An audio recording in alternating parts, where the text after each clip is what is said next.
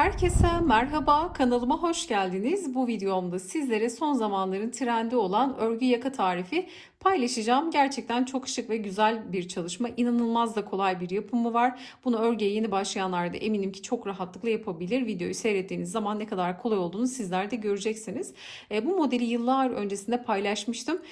Çocuk boyunu da paylaşmıştım. Hatırlayanlar olacaktır. Ama sizler şimdi burada yetişkine göre hazırladım. Ben birini bakın normal standart yetişkine göre hazırladım. Bir tık küçüğünü hazırladım. Bunu da kızım için hazırladım. Yani ölçülerle çok fazla oynamak istemedim. Burada sadece 2 dilim daha eksik yaparak bu çalışmayı yaptım. Bunu kız çocuklarına uygun olarak da düşünebilirsiniz. Ama bu da daha böyle geniş yetişkinler için de olacaktır. 1-2 santim oynuyor zaten. Videoda bütün ölçüleri sizlerle paylaşıyorum. Video sonunda da yine ne kadar iplik kullandığım ölçüleri, detayları sizlerle paylaşıyorum. Umarım faydalı bir içerik olur. Bunu bir yetişkine bir çocuğa nasıl yapacağınızı da video içerisinde seyrettiğiniz zaman adım adım nerelere dikkat ederek yapacağınızı da sizlerle paylaşıyorum. Detaylı tarifimize geçmeden önce de sizlerden küçük de bir ricada bulunmak istiyorum. Kanalımıza ücretsiz abone olabilir, videoyu beğenir ve yorumlarınızı eksik etmezseniz gerçekten çok mutlu olurum. Hemen şöyle örgüyü yakından göstermek istiyorum. Bakın şöyle çok kolay bir örgüsü var. Sadece zincir ve trabzandan oluşuyor. Burada güzel bir bağcık detayı var. Bakın tertemiz bir çalışma. Şöyle uçlarını vesaire göstermek istiyorum. Gerçekten temiz bir çalışma oluyor. Şöyle güzel bir yakalık. Bakın açık rengini özellikle ekranda göstermek istiyorum. Döküm döküm. Çok güzel oldu. Ben böyle pamuklu ipler tercih ettim ama sizler daha farklı iplerle de yapabilirsiniz. İstediğiniz içerikteki ipleri, kalınlığı, inceliği hiç fark etmez. İstediğiniz iple yapabilirsiniz. Dediğim gibi videoda detayları veriyorum. Kalın iple çalışırsanız nelere dikkat etmeniz gerektiğini de paylaşıyorum videoda. Umarım faydalı bir içerik olur. Ve sizler de beğenir, denersiniz. Gerçekten keyifli ilerliyor. Bir günde birden fazla örüp hazırlayabilirsiniz. Çok pratik bir çalışma. Detaylı tarifimize geçelim. Örgüm için kullanmış olduğum iplerimi nereden aldığımı videonun açıklama kısmına ekleyeceğim. Oradan bakabilirsiniz. Bu çalışma için 100 gramlık böyle koton ipler kullanacağım ama kışa uygun iplerle de yapabilirsiniz. İnceliği, kalınlığı hiç fark etmez. Dilediğiniz iplerle bu projeyi rahatlıkla yapabilirsiniz. Şimdi ördüğümüz zaman hem örerken sayı ve santim vereceğim için istediğiniz ipe de rahatlıkla uyarlayabilirsiniz. Şimdi burada kullanacağım tığ numaram da 3 milim. Elim çok sıkı değildir. Biraz gevşek örerim. Bunu da belirtmek istiyorum. Sizler de mutlaka ipinizin inceliğine, kalınlığına göre örmenizin sıklığına, gevşekliğine göre kendi tığ numaranızı belirleyebilirsiniz. İşe ilk olarak zincirle başlangıç yapıyoruz. Şöyle ilk zincirimizi kilit yapalım. Kilit yaptıktan sonra mutlaka ördüğümüz ayardan bir tık gevşek olacak şekilde başlangıç zincirlerimizi çekiyoruz. Şimdi burada birinci sırada modeli kurduğumuz için zincir saymakla hiç vakit kaybetmeyeceğiz. Zincirimizi yaklaşık en az bir 60 santim kadar çekelim. 60 santim olana kadar zincirimizi çekip gelelim. Bakın yeteri kadar zincirimi çektim. Hemen şöyle santim olarak ölçtüğüm zaman da yaklaşık 60 santim, 58-60 santim aralığında zincirimi çektim. Şimdi santim ölçüde vereceğim. Dediğim gibi burada hiç zincir saymayla vakit kaybetmeyelim. Şimdi zincirin düz kısmını değil, bakın şu görünen düz kısmı değil, tam tersini çeviriyorum. Arkada bulunan kesik çizgileri kullanacağız. Yani şu kısımları bakın tek çizgilere batacağız. Bu kısımlara batarak örgümüzü öreceğiz. Bu tek çizgi tığımızın üzerinde kalacak. Diğer iki çizgi de alt tarafta tığın diğer tarafında kalmış olacak ki düzgün bir görüntü elde edelim. Çünkü bakın herhangi bir işlem yapmıyoruz. Yaka kenarı düzgün durması gerekiyor. Bu işlemi yapmazsanız eğer bakın şu güzel görüntüyü elde etmemiş olursunuz. Yani boşluklu bir görüntü oluşur. Bunu da istemiyoruz. Şimdi şöyle hemen başlayalım. Mutlaka bu tarif ettiğim kesik çizgilere batarak örmenizi tavsiye ediyorum. Şimdi zincirin düz kısmını değil ters kısmını çevirdim. Tığıma doluyorum. Baştaki 1, 2, 3, 4 zinciri bırakıyorum. 5. zincire arka kesik çizgisine batıyorum. İlmek çıkardım. 3 ilmek var. Doluyorum ikisini birlikte. Tekrar doladım. İkisini birlikte örerek ikili trabzan çalışıyoruz. Örgü sadece bu zincir ve trabzandan oluşuyor. Şimdi arada 2 zincir var. Tığıma doluyorum. Aynı zincirin içerisine geliyorum bakın. Aynı zincire gelip bir ikili trabzan daha örüyorum. 2 2 de çekerek. İpiniz çok ince olur. Burada trabzanlarınızı üçlü de yapabilirsiniz. Bu tarz değişiklikleri uygulayabilirsiniz. Tığıma doluyorum. Alt kısımda bir tane zincir atlıyorum. Bir diğer zincire kesik çizgiye batarak yine ilmek çıkarttım. Bir tane ikili trabzan örüyorum. 2, 2 de çekerek. Bakın üçgenimizi oluşturduk ve direk noktamızı oluşturduk. Şimdi tekrar tığıma doluyorum. Alt kısımda bir tane zincir atlıyorum. Bir diğer zincire kesik çizgisine batarak ikili trabzan örüyorum. 2, 2. 2 zincir çekiyorum. Tığıma doluyorum ve tekrar aynı zincir içerisine gelerek bir ikili trabzan daha örüyorum. Bakın örgümüz şu baştaki bıraktığımız 4 zincirlik noktada direk noktamızı oluşturuyor. Böyle bir direk, bir üçgen, direk üçgen şeklinde ya da çubuk üçgen, çubuk üçgen şeklinde de söyleyebiliriz. Örgü bakın bu şekilde ilerleyecek. Tığıma doluyorum. Hemen yine bir tane hep bir zincir atlıyoruz. Bir zincir atladım. Bir diğer zincire batıp bir tane direk noktasına yani çubuk noktasını oluşturdum. Bir tane trabzan ördüm. Şimdi üçgen yapacağım. Tığıma doluyorum. Bir zincir atladım. Bir diğerine batarak ikili trabzan, bir, iki zincir doladım. Tekrar aynı zincire gelip bir ikili trabzan daha ördüm. Bakın örgü bu şekilde devam edecek. Üçgen, direk. Üçgen, çubuk da diyebilirsiniz. Ne demek isterseniz artık. Bu şekilde üçgenleri baz alarak şimdi sayacağız. Şimdi buradaki yeşil yakalığımda 28 tane üçgen yaptım. Şimdi bunu 2 tane eksik yapacağım. Sizler de ebatınızı ayarlarken bu üçgene göre baz alacaksınız. Şimdi birinci sıra üçgenleri tamamlayacağız. Tamamladığımızda şu açık olan yani örgü zaten önce düz olacak bakın. Bu yetişkin için yaklaşık 50 santim olacak. Bu yaptığımız örgü 50 santimi bulmalı. Yani 50 santime yakın olmalı. Ama sizler bunu bir çocuğa çalışacaksanız mutlaka bir 5-10 santim eksik yapmanız gerekebilir. Tabii çocuğun yaşına göre, bedenine göre de bu değişir. Yani küçültmek için de şu üçgen sayılarını azaltarak santimini de daha az yaparsanız çocuk için hazırlamış olursunuz. Gerçekten çok kolay bir beden ayarlaması var. Yetişkin için yaklaşık 50 santim olacak. Çocuk için de bir 5 santim, daha küçükse bir 10 santimde az yaparak yani 30-40 santim aralığında da çocuklar için ayarlayabilirsiniz. Mutlaka üzerinde provada edebilirsiniz yapacağınız kişinin. Şimdi bu şekilde bir üçgen, bir direk noktası. Hemen direk noktayı yapalım. Bir tane zincir atlıyoruz. İkinci zincire batıp bir tane trabzan. Sonra tekrar bir zincir atlıyorum bir diğerine. Üçgenimi kuruyorum. Sonra iki zincir tekrar bir ikili trabzan daha örüyorum.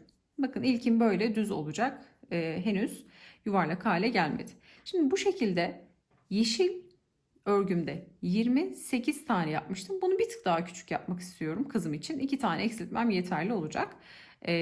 Şimdi 26 tane üçgen hazırlayacağım. Bakın tekrar ediyorum. Buradaki örgüm için 28 üçgen, buradaki örgüm için ise 26 üçgen yapıp geliyorum. Şimdi burada bakın 26 tane üçgen oluşturdum. Diğer örgüde 28'di ve bu ölçüm şu uzunluğum 50 santimdi. Şimdi burada 2 tane eksik yaptım. Şöyle hemen ölçü vermek istiyorum sizlere. Bakın burada da örgüm 44 santim, 44-45 santim gibi 2 tane eksik yaptığımda bir 5 santim daha küçük olmuş oldu. Şimdi burada geliyorum son artık direk noktasını, bu 26. üçgenim. Hemen tığıma doluyorum. Yine bir tane zincir atlayıp bir diğer zincire batarak bir tane ikili trabzan örerek sırayı bitiriyorum. Şimdi burada şu zinciri en son gizleyelim. Nasıl gizlediğimi göstereceğim. Bakın artan zinciri kesip ya da sökerek, çok fazla çekerseniz sökersiniz ip israfı olmasın diye. Şimdi burada nasıl çıkartacağız? Bunu da ilerleyen kısımlarda göstereceğim. Şimdi bir üst sıraya geçiyoruz. İlk sırayı tamamladık. Şimdi yukarı çıkarken her defasında 1, 2, 3 zincir çekip örgümüzü ters çevireceğiz. Ve burada her zaman üçgenlerin içine örgümüzü çalışacağız Direk noktaları da şu tek duran trabzanların üzerinde her zaman tek bir tane trabzan gelecek, oldukça kolay. Şimdi tığıma doluyorum. 2 zincirlik boşluğa geliyorum. Hemen bu boşluğun içerisine 2 tane ikili trabzan örüyorum. 1, 2. Şimdi 2 zincir çekiyorum. Tığıma doladım. Aynı boşluğun içerisine gelerek bir ikili trabzan daha örüyorum. 1, 2. Şimdi üçgenleri 2 trabzan, 2 zincir, 2 trabzan yaparak dolduracağız. Doluyorum. Hemen burada tek duran trabzanım var, bakın. Arada tek duran. Hemen bunun tepesine geliyorum. Bir tane ikili trabzan örüyorum. Hep bu böyle üst üste devam edecek. Tığıma direkt doluyorum. Bakın geçişlerde hiç zincir yok. Sadece üçgenlerin içine çalıştığımız trabzanların arasında zincir var. Tığıma doluyorum. Bir sonraki üçgenin içerisine, yani 2 zincirlik boşluğun içerisine geliyorum. 2 tane ikili trabzan, 2 zincir doladım ve tekrar aynı boşluğa 2 tane ikili trabzan örüyorum. Bu aşamada eğer çok hızlı ördüğümü düşünüyorsanız videoyu yavaşlatabilir ya da tam tersi hızlandırarak da seyredebilirsiniz. Şimdi ikinci üçgeni de doldurduk. Tığıma doluyorum ve hemen üçgenler arasında duran direkt tek trabzanın üzerine batıp bir tane trabzan örüyoruz. Bakın, örgü bu şekilde devam edecek. Şimdi 2 trabzan, 2 zincir, 2 trabzan, sonra tek trabzanın üzerine bir tane tek trabzan örüyoruz ve bu şekilde sıra sonuna kadar gelelim. Bakın, örgümüz kıvrılmaya başladı bu sıra itibariyle. Şimdi bunu şöyle düzlediğimiz zaman yuvarlak yaka formunu almış olacak. Bakın, çünkü artırmalara başladık artık. Böyle dalgalanması, kıvrılması istediğimiz bir şey. Bu sizi tedirgin etmesin. Şimdi son üçgene geldim. 2 tane trabzan, 2 zincir. Son üçgenin içerisine kalan 2 tane ikili trabzanımı da örüyorum. Şimdi direk noktasına geldik. Tığıma doluyorum. Hemen trabzandan sonra gelen, bakın bitişte trabzandan sonra gelen zincirin içine batıyorum.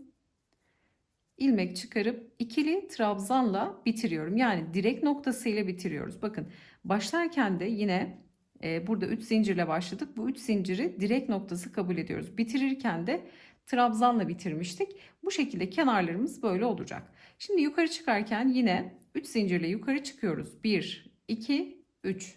Örgümüzü ters çevirdik. Ne demiştik? Her zaman zincirli üçgen içerisine çalışacağız. 3 zincirden sonra tığıma doluyorum. Yine bu sırada 2 tane trabzan örüyoruz. 2 zincire geldim. 2 tane ikili trabzanımı ördüm. Şimdi 3 zincir. 1, 2, 3. Çünkü artık ilerledikçe sayıyı artıracağız. 3 zincirden sonra tığıma doluyorum. Aynı boşluğun içerisine gelerek bir ikili trabzan daha örüyorum. Bakın, böyle su taşı örneği oluşmuş oluyor. Şimdi 2 trabzan, 3 zincir, 2 trabzan, tığıma doluyorum. Ortada duran, bakın, direk noktası var. Hemen buradaki tek duran trabzanın üzerine, hemen tepesine batıyorum. Bir ikili trabzan örüyorum. Sonra diğer üçgen nokta geliyor. Tığıma doluyorum. Hemen 2 zincirlik boşluğa 2 tane ikili trabzan. Şimdi 3 zincir, 1, 2, 3. Tığıma doluyorum. Aynı boşluğa gelip 2 tane ikili trabzanı örüyorum. Tığıma doluyorum ve tek duran, bakın, direk noktasına trabzanın, tek duran trabzanın tepesine de bir tane trabzan örüyorum.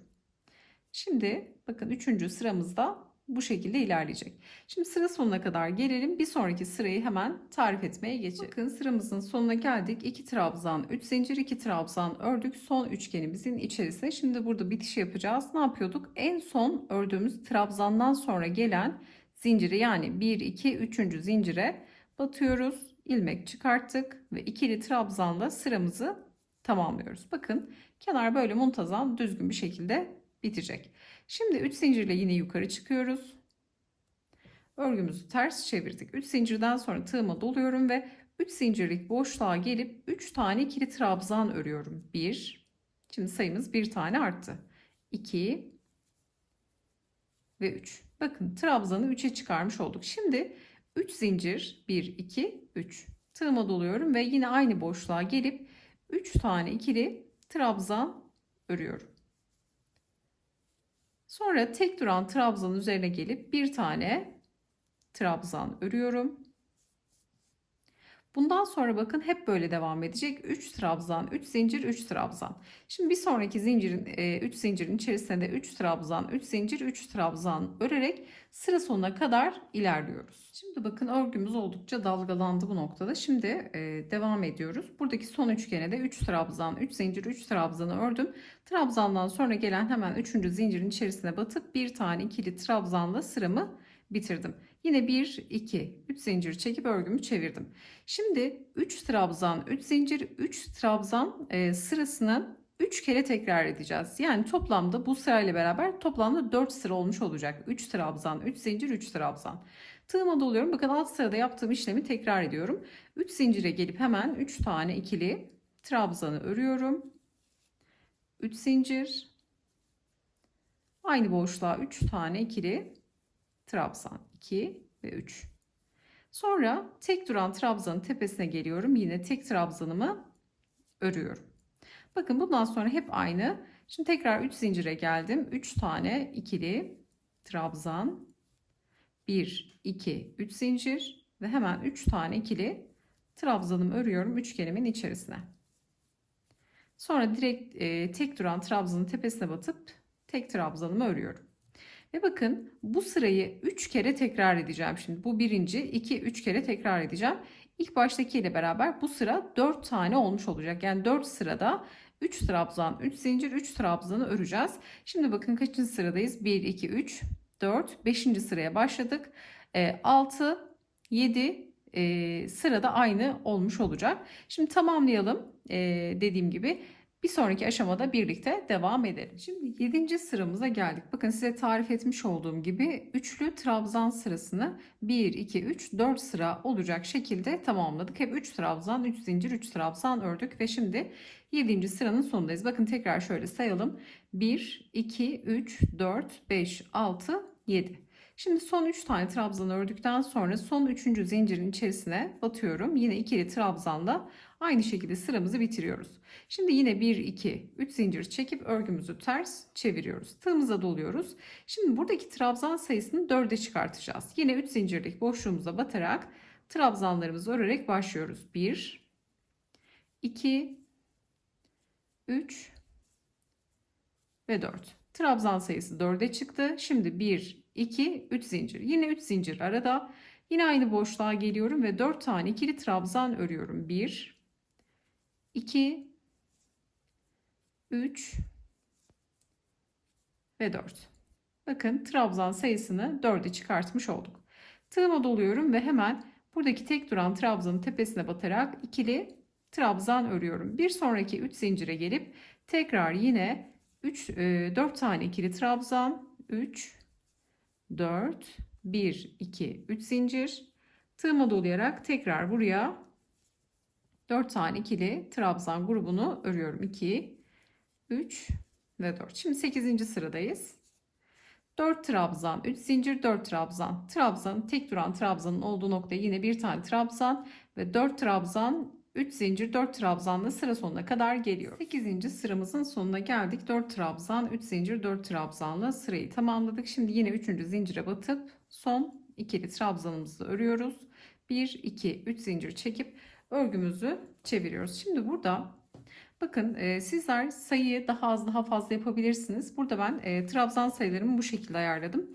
Örneğin sizler daha uzun yapmak isterseniz burada şu zincir sayısını da artırabilirsiniz. Ben 4 trabzan, 3 zincir, 4 trabzan yaptım. Burada örneğin 4 trabzan, 4 zincir, 4 trabzan. Bunu bu şekilde yani basit bir mantığı var. Kontrol ederek arada düz bir zemine koyarak artışlarınıza devam edebilirsiniz. Eğer çok dalgalanıyorsa aynı sırayı 2 ya da 3 kere tekrar edebilirsiniz. Burada olduğu gibi. Şimdi bakın şurada bizim ilk başlangıç sıramızın yani şu etek ucu dediğimiz noktanın başlangıç kısmı düz görünüyor. Bitiş sıramız da aynı yönde olmalı ki düzgün bir görüntü elde etmiş olalım. Şimdi 9. sırada örgümüzü tamamlamış olacağız. 3 zincir çekip örgümüzü çevirdik. Şimdi artık zincir yok. Sadece 10 tane trabzan öreceğiz. Buradaki 3 zincirlik boşluğa 3 zincirden sonra tığıma doluyorum. Hemen geliyorum 3 zincire batıp 10 tane ikili trabzan örüyorum. 1 2 3 4 5 6 7 8 9 ve 10. Bakın 10 tane ikili trabzanı ördüm. Tığıma doluyorum. Hemen şurada tek duran trabzanın tepesine gelip buradaki bir tane trabzanı örüyoruz. Tekrar tığıma doluyorum. Bir sonraki 3 zincirlik boşluğa batarak tekrar yine 1 2 3 4 5 6 7 8 9 ve 10. 10 trabzanı örüp tek duran trabzanı da bir tane trabzan örerek bakın direk kısmı dediğim bakın çubuklu nokta dümdüz ilerliyor. Bitişi de bu şekilde yapacağız. 10 trabzanla yapacağız. Herhangi bir kıvrılma vesaire olmuyor. En sonunda ütülemesini yapacağız. Şimdi kenar süsünü de yapalım. Sizler daha farklı uygulamalar da yapabilirsiniz. İlla ki böyle direkt trabzanla bitirmeyebilirsiniz. Tomurcuklar farklı, süslemeler de yapılabilir. Bu tamamen zevkinize kalmış. Şimdi sıra sonuna kadar gelelim. Bitişi yapıp buradaki artık bağcık noktasını yapmaya geçelim. Şimdi kenar süslememizi tamamladık. Şimdi son 10 trabzanı da ördükten sonra tığıma doluyorum ve sondaki 3. zincire batıp ikili trabzan örüyorum. Bu ikili trabzandan sonra bir tane zincir çekip ipimi artık şöyle bir 5 santim kadar kesip ilmeğimden direkt çıkartıyorum. Burayı böyle sıkıladıktan sonra ipi bir etamin iğnesiyle de alabilirsiniz. Şöyle aralardan geçirerek kısa ipi içeride gizlemiş olacağız. Bakın kenar bu şekilde. Şimdi şuradaki fazla kalan ipliği çıkartalım. Hemen şöyle 1, 2, 3, dördüncüden kesiyorum. Artan ipi bir tane de burada zincirimizi sökelim şöyle. Söktükten sonra şurada kilit zincir olacak. Hemen sıkılayalım. Bu ipi de yine içeride gizlemiş olacağız. Bakın artan zinciri bu şekilde çıkarttık. Şimdi santim olarak ölçü vereceğim ama bunu buharlı ütüyle böyle hafif bir ütüleme yapacağım. Sizler ipinize göre, ipinizin içeriğine göre üzerine bir şey örtüp de ütüleme de yapabilirsiniz. Şimdi ütüleme yaptığımızda 1-2 santim belki açılma, büyüme yapabilir. Burada bakın şu genişlik 12 santim oldu. 12 santim ölçüsünde. Diğerinde de yine aynı şekilde. İkisine de buharlı ütüyle hafif bir buhar vereceğim. Diğerine de vermedim henüz. Şimdi şuradaki bağcık kısmını yapalım. Bu da oldukça kolay. Şimdi ipimizden bir miktar şöyle uzunca bırakıyorum. Bakın başlangıçta. Şöyle örgümüzü kenara alalım. İpi bir miktar bırakıyorum. Fazla fazla bırakın. Artan olursa kesip çıkartırsınız. Şimdi burada hemen şöyle ipi bir defa doluyorum. Bir tane zincir çekiyorum bakın. İpimle zincirimi çektim. Bıraktığım iplik yumaktan gelen iplik parmağımda. Şimdi bıraktığım kısa ipi burada tığıma bir defa doluyorum. Doladığım için 2 ilmek oluyor bakın. Şimdi yumaktan gelen ipi tığımın ucuna alıyorum. Bu 2 ilmeğin içinden geçiriyorum. Şöyle hafif de sıkılıyorum. Sonra diğer ipi tığıma bir defa doluyorum. Şöyle alttan tutarak yumaktan gelen ipi tığ ucuna alıp 2 ilmeği kapatıyorum. Diğer ipi tığa doluyorum. Diğer iple de 2 ilmeği kapatıyorum. Bu şekilde bakın güzel bir bağcık noktası elde edeceğiz. Sizler sadece zincir de çekebilirsiniz ama bu bağcık noktası oldukça güzel oluyor. Hem de ucu tertemiz oluyor. Ekstradan ip gizlemek zorunda kalmıyoruz. Şimdi bağlantı yapacağımız noktada parçamıza yerleştirmiş olacağız. Tertemiz, pratik bir çalışma oluyor. Ben bu şekilde tercih ettim. Sizlerin farklı bildiği yöntemler varsa onları da kullanabilirsiniz. Hangisi kolayınıza geliyorsa onu tercih edebilirsiniz. Şimdi burada uzunluğu da söyleyeceğim. Bakın ipi doluyorum. Ne kadar pratik bir yapım var. Görüyorsunuz. Oldukça da güzel bir doku elde etmiş oluyoruz. Bakın kalında bir doku elde etmiş oluyoruz. Şimdi yeteri kadar uzatalım. Burada bakın bağcık kısmını yeteri kadar uzattım. Şimdi santim olarak ölçüde vereceğim sizlere. Yaklaşık bir 34-35 santim kadar ördüm. Bu uzunluk sizlerde değişiklik gösterebilir. Ne kadar istiyorsanız bu bağcığın uzunluğunu o kadar uzatabilirsiniz. Daha kalın şekilde de çalışabilirsiniz. Daha farklı örneklerde uygulayabilirsiniz. Şimdi burada bitişi göstereceğim sizlere. Bir kez daha bakın, ipi doluyorum. Aynı şekilde ördük. Ördükten sonra şimdi burada hemen yumaktan gelen ipi şimdi uzun keseceğiz. Kısa kesmeyeceğiz. Bakın bir 15 santim kadar şöyle, hatta tutalım. Bir 15 santim kadar kesiyorum. Diğer ipi de yine eşit şekilde bunu da kesiyorum. Sonra bakın ilmekteki, yani tığdaki ilmeği şöyle çekip çıkarıyorum. Bu kısım kilitlenmiş oluyor bakın. İki tane de uzun ipimiz var. Şimdi bu uzun iple bağlama noktasını yapacağız. Hemen şöyle gösterelim. Önce şuraya bağlayalım. Şimdi bunu alıyorum. Bakın şuradaki trabzanın olduğu, bakın zincirli noktaya batıyorum. İpi buradan, ipin ucunu buradan tığ yardımıyla geçiriyorum. Diğer ipin ucunu da yine aynı delikten batıp diğer taraftan çıkartıyorum.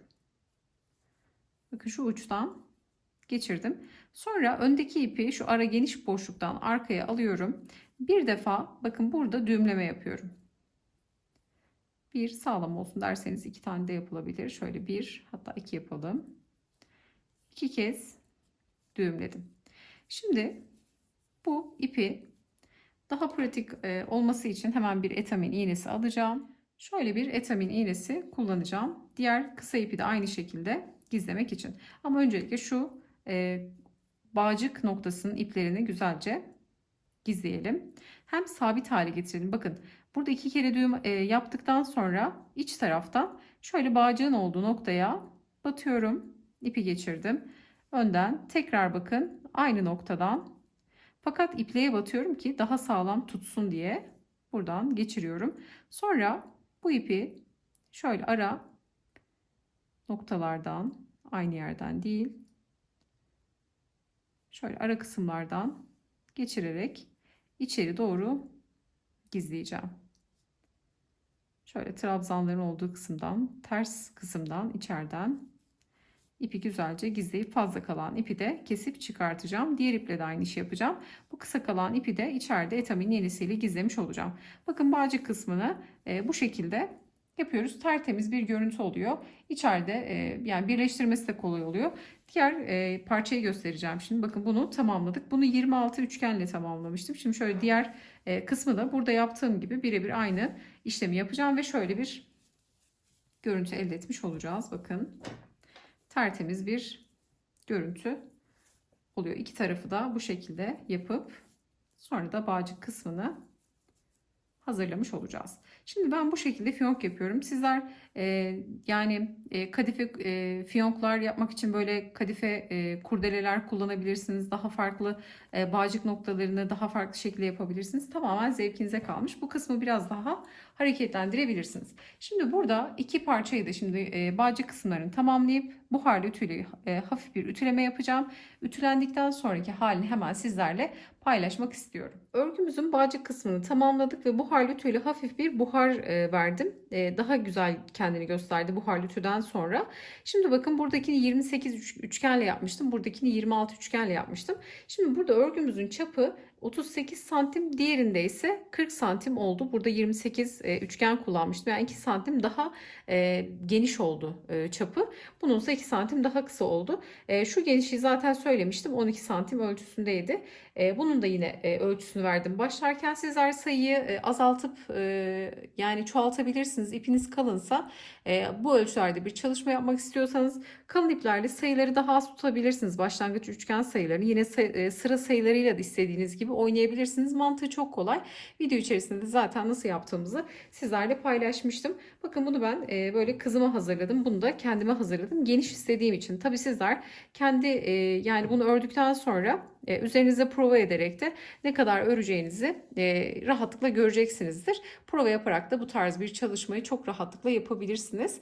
Gerçekten keyifli bir çalışmaydı. 100 gram pamuklu iplik kullanarak çalışmamı hazırlamış oldum. Umarım sizler de beğenir ve denersiniz. Yapacak olanlara şimdiden kolaylıklar diliyorum. Videomuzu beğenmeyi, yorum bırakmayı, kanalımıza abone olmayı unutmayın. Bir sonraki videoda görüşünceye dek hoşça kalın.